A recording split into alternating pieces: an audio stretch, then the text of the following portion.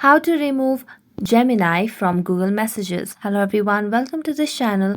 I'm Emily and I'm here to help you out today. So without any delay, let's get started. So first of all, launch the Google Messages application over here on your device and make sure that you're logged into your account. Next, tap on the profile at the top right corner of the screen over here. As you do that, tap on the Messages settings over here.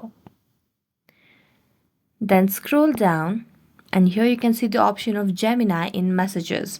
So tap on Gemini in Messages and here you can see Show Gemini button option, which is easy to chat with Gemini in Messages, is toggled on. So make sure that you toggle off this option and you'll be able to remove the Gemini from Google Messages.